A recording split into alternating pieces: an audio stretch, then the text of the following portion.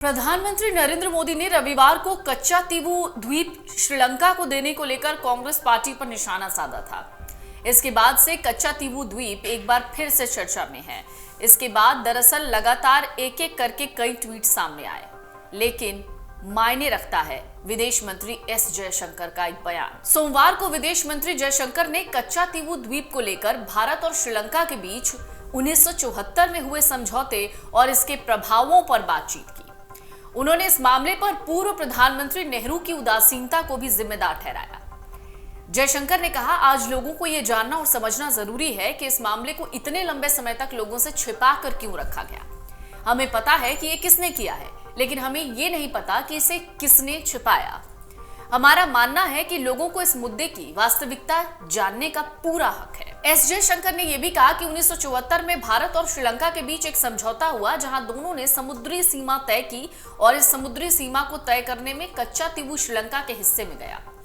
S Jaishankar ने कहा कि यह कोई ऐसा मुद्दा नहीं है जो अचानक से चर्चा में आया। ये दशकों पुराना मुद्दा है, जिसका मैंने लगभग 21 बार जवाब दिया है। इस मामले पर डीएमके ने इस तरह से बर्ताव किया जैसे उनकी इसे लेकर कोई जिम्मेदारी ही नहीं है।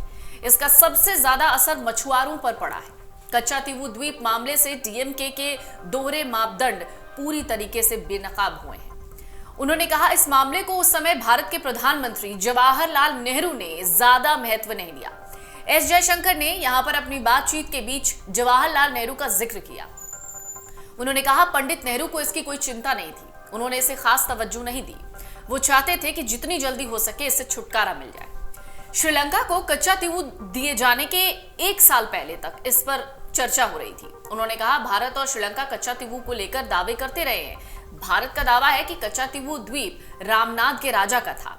ईस्ट इंडिया कंपनी ने उन्हें इसकी जिम्मेदारी सौंपी थी, लेकिन बाद में कच्चा तीवू द्वीप पर हक रामनाद के राजा से मद्रास रेजिडेंसी के पास चला गया था। दूसरा विवाद यह था कि आजादी के बाद कई सालों तक भारतीय कस्टम्स नियमित तौर पर कच्चा तीवू द्वीप जाते थे और इनका कोई विरोध भी नहीं होता था।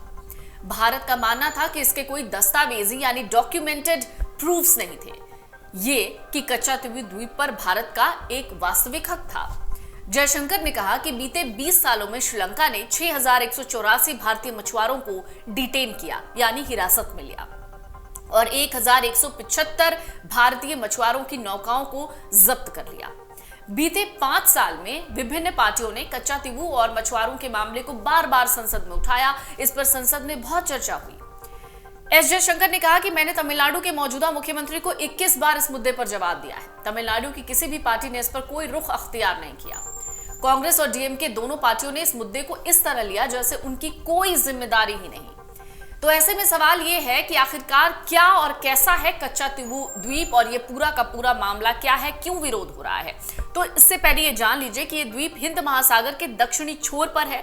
भारत के लिहाज से देखें तो ये रामेश्वरम और श्रीलंका के बीच है। 285 एकड़ में फैला ये द्वीप 17वीं सदी में मदुरई के राजा रामनाद के राज्य का हिस्सा हुआ करता था। तो इस द्वीप के बारे में अगर आप जानना चाहते हैं तो इसका जो लिंक है वो इस वीडियो के डिस्क्रिप्शन में है।